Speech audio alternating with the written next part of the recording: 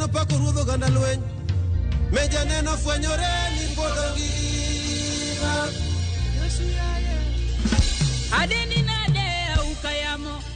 Adeni nade jakondo mula. Patu wangireny moingo wang chien.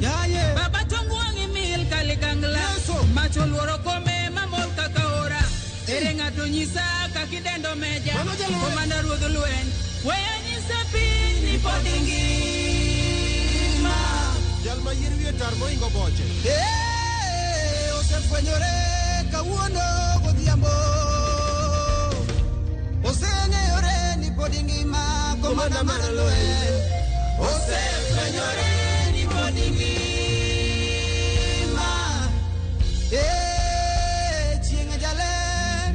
Chieng' jaler luongo Yesu galagala. Chieng' jaler.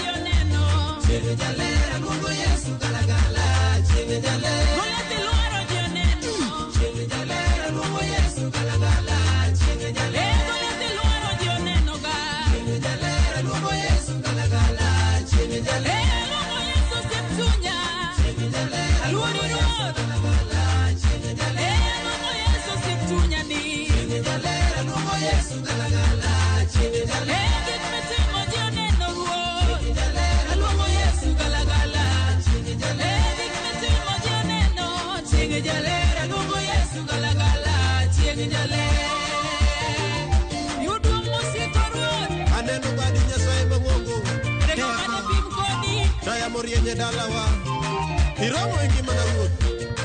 Ay, uchungo bendera mar loch mari. Digalagala Alungo Yesu kaunamba. Chieng' jaler alungo Yesu galagala. Chieng' jaler alungo Yesu yewaya. Chieng' jaler alungo Yesu galagala. Chieng' jaler alungo Yesu bade chuma. Chieng' jaler alungo Yesu galagala. Chieng' jaler alungo Yesu bade chuma. Chieng' jaler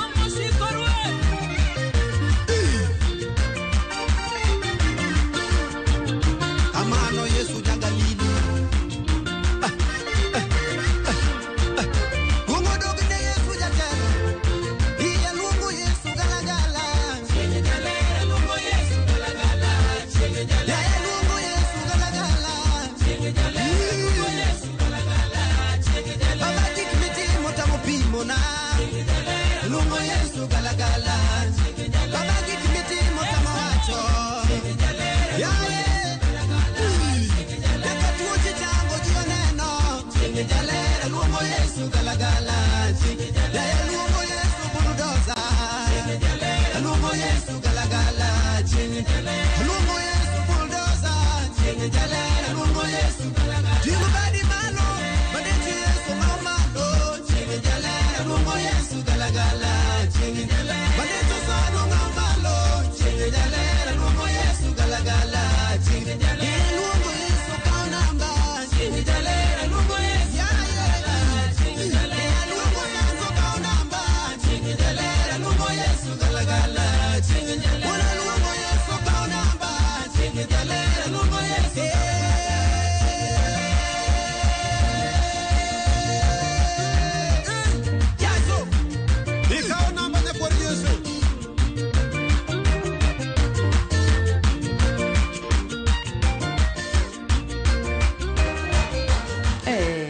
Amena. Walungo Yesu. Amen. Ay wasuda chien kama mundu achunge line achiel. Wate? Ay sudgi ko. Sudgi ko chamatin. Good. Calm. Akma. Nice. Ay, brother Ben. Yes. Donge wakale ute machok matin. Mondo gigam muya matin. Ka gisemielo wend joka meja no donge. Aparo na neno ka wantiere live kacha. E Facebook. E page marwa mar Ramogi TV.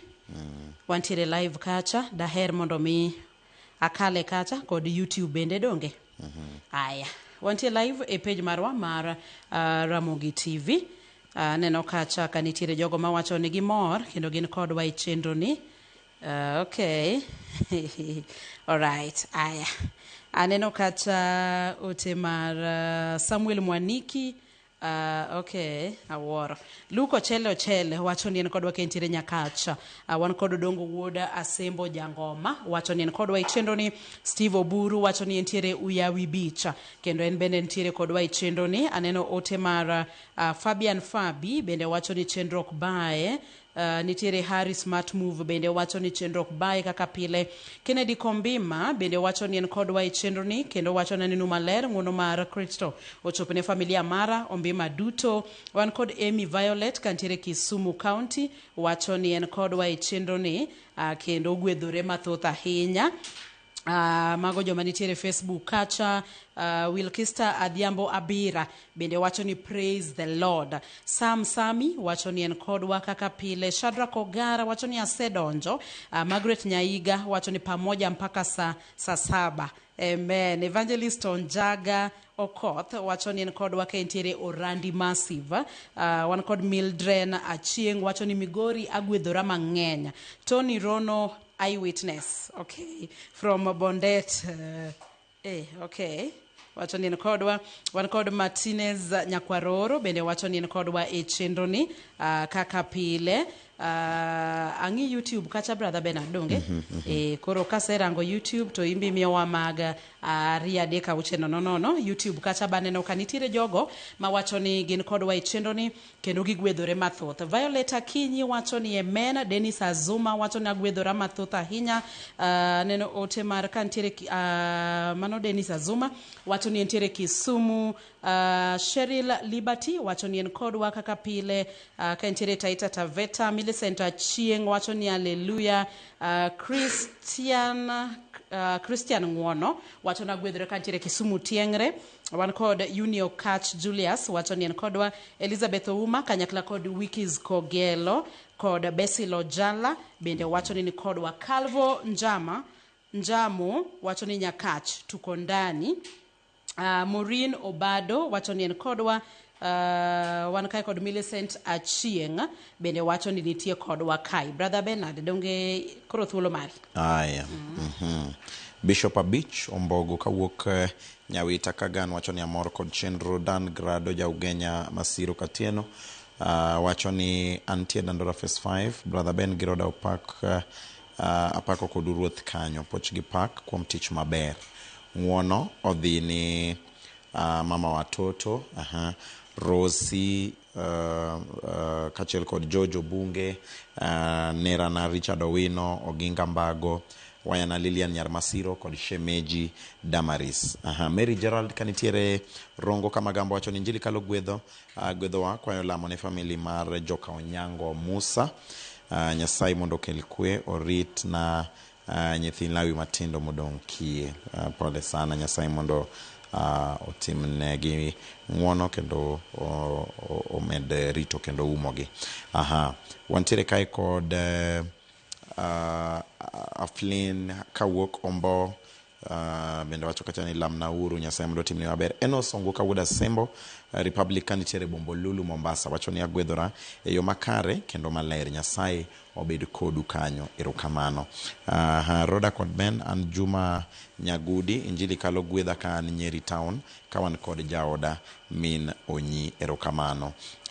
Wantiere kod iluongo ni Evans Oyuga Wasonga wuode Konge wacho ni gweth mar Jumapil makare ne jaot Rosemary Oyuga mar Nakuru gi nyithinda Ajos kod Amos. Wabro medo somo gi kaka gimedo donjo. Inyalo medo oro ote machuok e namba marwa mar ote machuok 236 de waer mondo wang'e ni chenro mar Injili kalo gwedhi ka in kanye odiochieng' ma kawuono. Igwedhori ka in kanye, ineno wa ka in kanye, de waher mondo watudre kodi kendo de waher mondo wawinji kitudori kodwa. 236 e namba marwa mar ote machuok. Amen. Aya, wantiere kae kod kanisa mar nyithindo. Yes. Donge? Wantiere kae kod kanisa mar nyithindo mosemiel kama mit ahinya. Aya, wadwa ni mondo koro wami ng'ato ka ng'ato thuolo mondo wafulre. Donge? Yes. Kaka ne wasewacho cha, wafulore ng'ato ka ng'ato maber, kasto ng'ato ka ng'ato chiwo mako gi wich mare ma en. Donge? Aya, wachak kodi.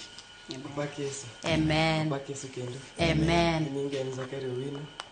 Alimi kanisa mar Faith of World Salvation Church. Kayole bo Pastor Michael Oginga. Ade asome school mar Jova Jire Junior School. Aja class aboro. An gi mako gi wich. Mako gi wich mara e book mar wuok 15 matindo chiko. Mawacho niya, Jowasikwa nowacho niya, analaw gima e ajuki. Anape mwandu gi kendo anaya gimoro amora madwaro. Amen.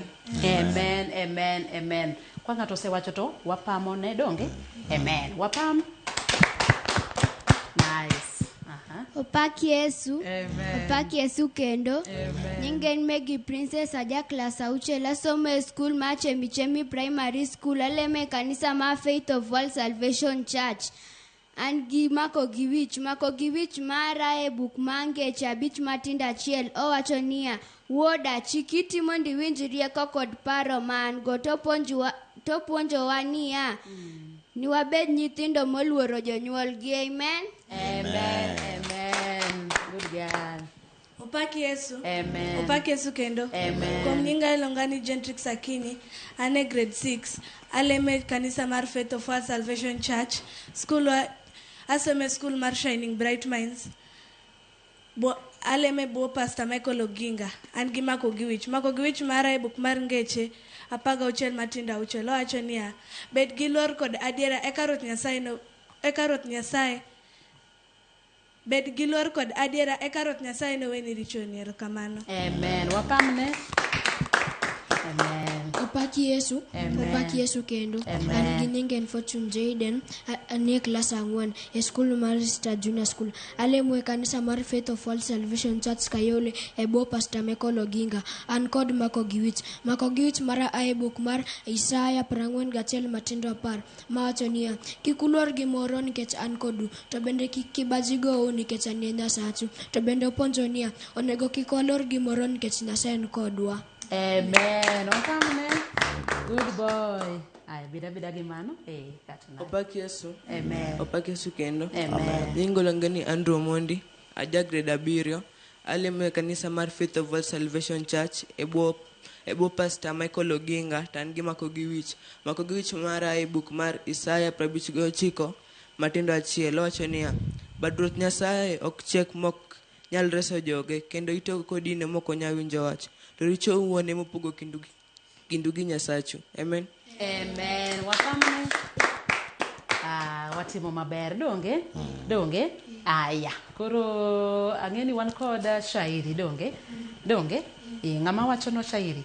Aya. Sami dwa wacho nwa no, to brother Bernard donge nyithindo koro nyalo chako ywa tol? Yes. Donge? Mondo mi goye mbaka kodgi. To tinde kiywa tol, to kisefulri maber kaka nyithindo gi ofulre mamit donge, nyingi, school misome, grade ma intie, kanisa mileme, to ken mako gi wiche mimiyowa tinyisowa no puonji nade. Yes. Kiwernwa to nyisowa ni wendo no puonjowa nade. Ka in kod jip moro timiyowa donge, kata ken shairi kata poem biny miyowa mano be wayie tinyisowa no puonjo nade donge, mondo nying Nyasaye yudo duong' donge. Aya, kapod warito simbe, shairi mari. Embeleu and Faith of World Salvation Church Kayole Sunday School. One shairi entitled Tigi microphone. Aya, chakendo.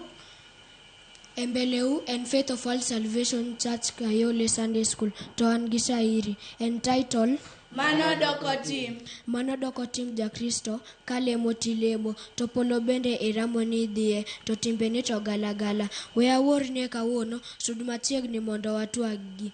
Bed piny mondo apimni polo biro bai we anyisie.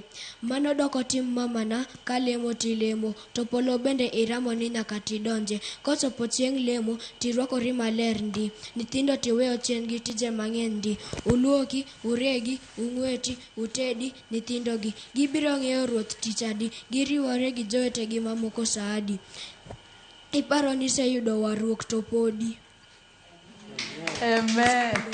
Erokamano. Brother Bernard. Iparo ni seyudo warruok. To kara podi. Nikech tiend warruok no maber. Pok ing'eyo tiende maber. King'eyo tiend warruok maber, to nitie gik moko adier ma kitimo to imbo nego bed ni bura loyi. Iwacho no oyo ma to konego donge. Iwe nyithindo ne jonyuol. To wawacho ga pile jonyuol owe loko nyithindo kiful. Ka gin gidhi e kanisa to nyithindo to giwe e dhot. Kore kiore chiro sechego. Ni ka ng'aduoga yudo kusetedo. Uluoki, ung'weti, utedi. Seche ging'eni lunch be gichame kanisa. Koro nyithindo kamone gidhi gilam together. Alafu ka nyathi koro dongo samoro koro kidwa chune. Kose bam. Koro kidwa chune ni nyaka tedhi kanisa. Nyasaye konya uru nyathina ni. Wene manyocha we nyathi e dhot. Kodhi lemo. Rach kabisa. Rach dong. Koro wapuonjre apuonja. Dong. Odhi kata e Sunday school kata. Yes. En ga 2 hours. Sa chumara Sunday school en samani. Udhi e kanisa sadi. Ket microphone maber ketma. E kanisa wadhi ga sario. Sario utieko sadi. Watieko sadi ka japuonjo mar Sunday school osetieko. Alafu koro udhi otama poduntie. Poduntie kanisa. Poduntie kanisa. Nice. Aya. Koro wawinjane wan kai kod simo. Oyaore. Ichiew nade? Achiew maber. Aya, fuliri nwa maber alafu inyiso ni ang'o miikonwa kawuono? An nyinga Meki Marion. An e kanisa mar Vosh. An gi wer. Ine Vosh makanye? Vosh ma Milimani. Aya, to school misome be nyiswa gi grade ma intie? Aja grade 8. Isome school mane? Asoma Wasela Comprehensive School. Aya, sawa. Iwacho ni kod wer? Aya, wer nwa. I have a song called Blessing. A distraction picture with the eyes of the Father over us as His kids. We're going to sing this blessing over you and your family. Let's receive this honor and put your hands where you can receive this blessing from God Himself and over us as His kids. Lord bless you and keep you.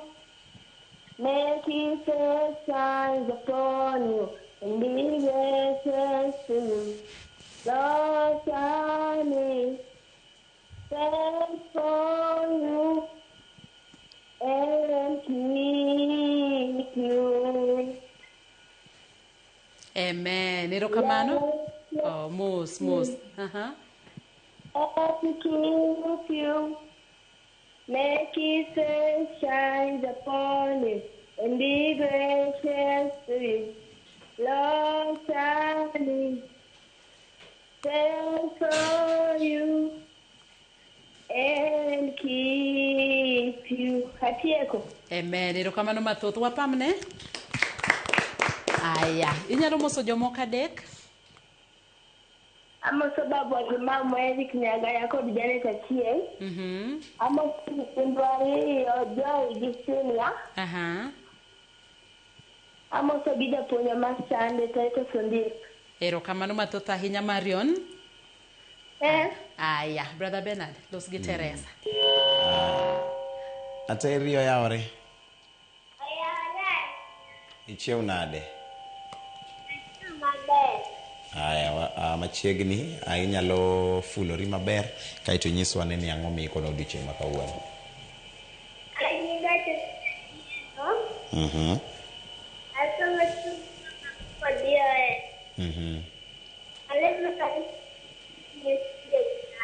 Yes. I just let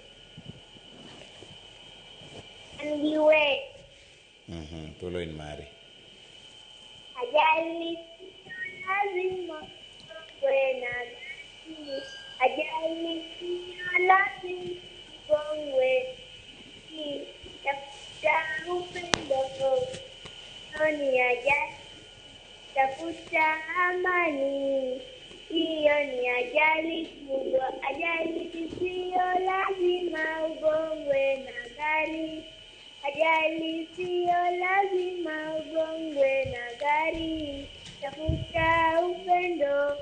Hiyo ni ajali kubwa. Tieko. Pero kama na Terry. Manuel machon. Manuel Sunday school. Ateri unge wende no. Manuel Sunday school. Tiego Terry. Bas aya, Teresa inyalo mose jomoko matin. Mokwongo mose ticha wa Matino Jowi. Mar ariyo amoso mingi wagone mos jaduong' neno to. Mos ahinya. Mar adek amoso bagwa Kennedy Otieno kane piny Mombasa kendo un bende. Wakao. Aya. Aya Terry. Agoero kamano. Kamano ahinya. Amen. Aya, oyaure. Oyaure. Ichio nade? Achio maber. Inyalo fulori mondo wang'e ni waloso gi ng'a, wang'e be kanisa mileme, skul misome, kaiti nyiswa ni iko nwang'o kawuono. An kunyinge ilenga ni Halifax Omondi. So asomo skul mar Mkuru Junior Secondary School. So an grade abiriyo. So an gi shairi. Ileme kanisa mane? Miracle First Jesus Church. Eh? Miracle First Jesus Church. Okay, machiegni. To kawuono aiko ni shairi. Aya, nyiswa shairi mari. Usingizi wewe nani? Kichwani unisumbua. Watoka jadimu gani na wale na fikisi. Jaodi jamani, hayuko jina. Hakika wewe bingwa ni nani wa kufikiri? Itieko? Aya, shairi no puonji nade? Kikwaher nindo kanisa. Kikwaher nindo?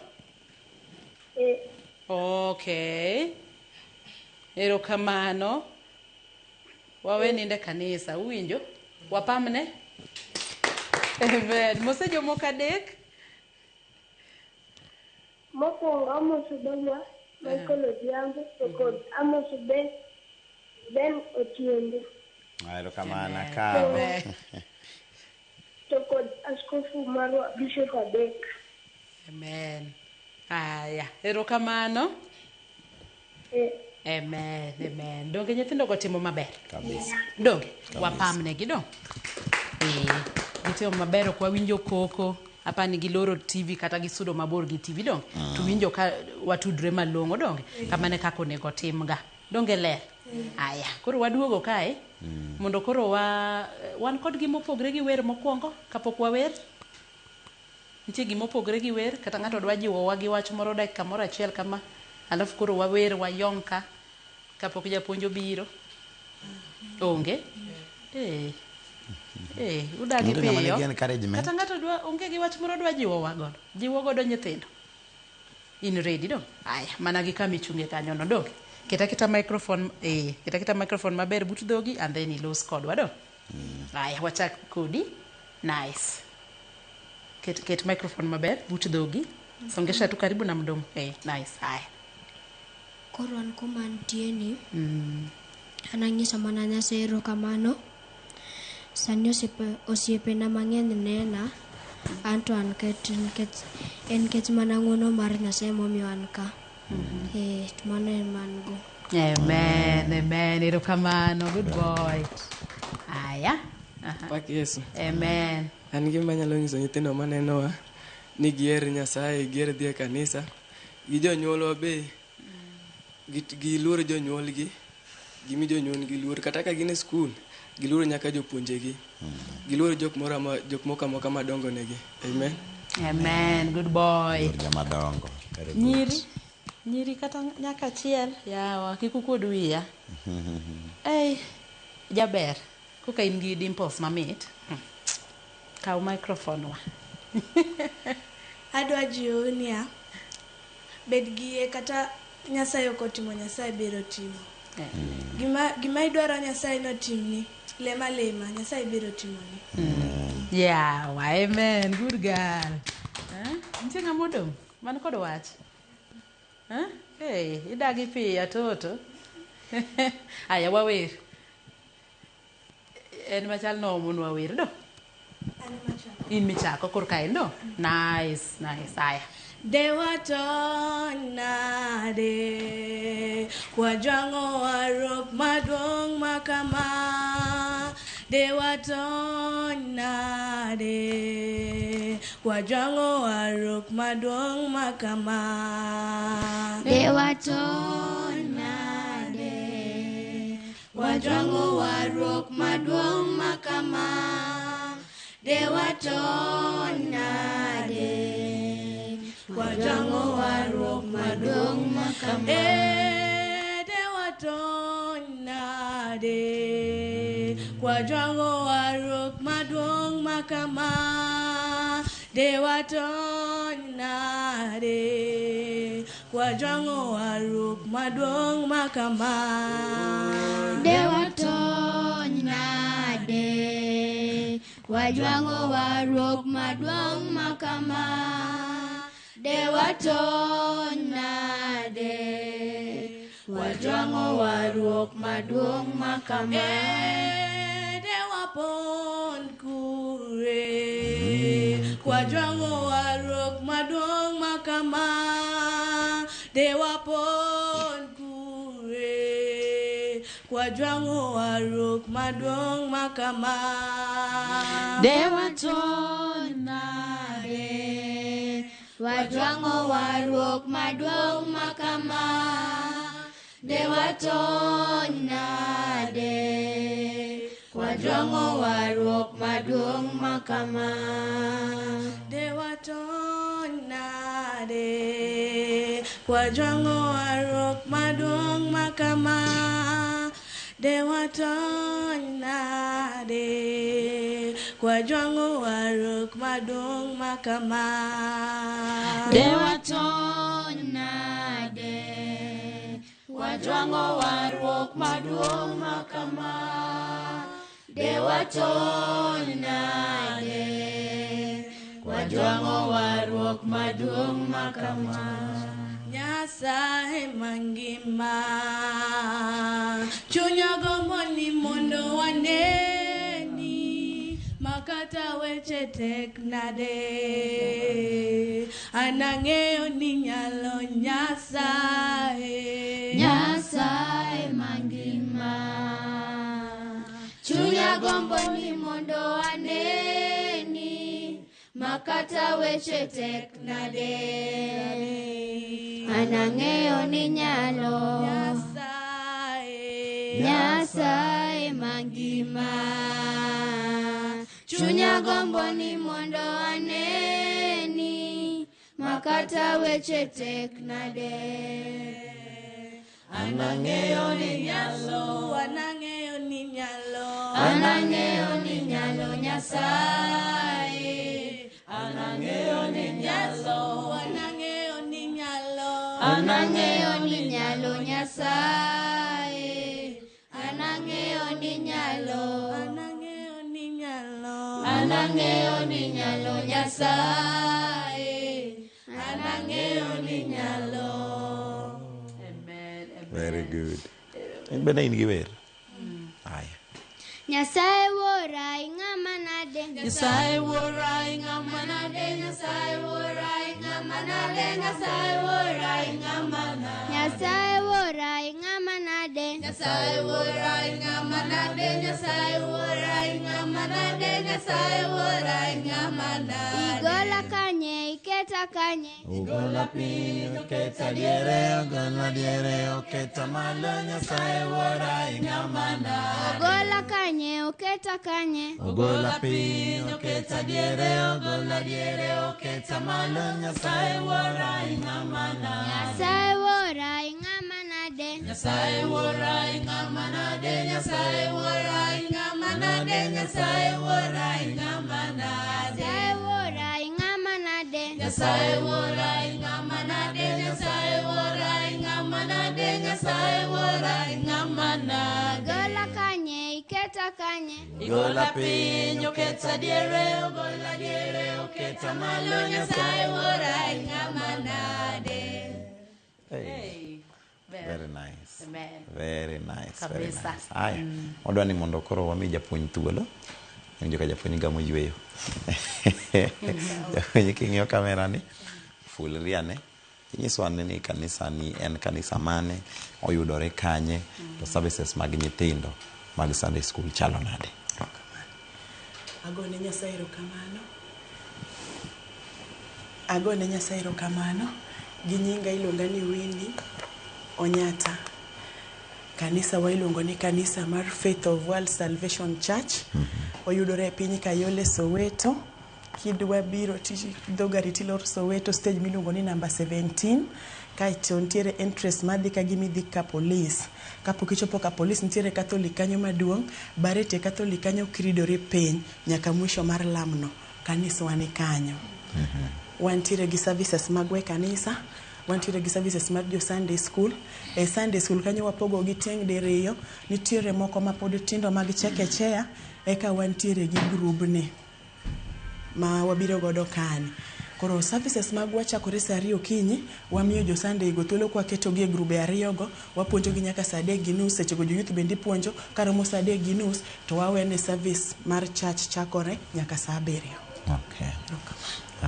Ber kabisa. Wacho ni un gi grube ariyo mag Sunday school. Kamano. Nyiswa ne about grube go. Upogo gi nango? Wapogo gi moko matindo ma pod gin wer kende ma ginyalo wer, poko nyal pod mako gi wich ahinya, but onyalo wer, tiere gik matindo tindo ma nyalo more tugo gi. Koro en bende nyaka winj wach Nyasaye mondo ng'e ni Nyasaye nitiere. Mako chope age ni to ng'eyo gimo dhi ome kanisa.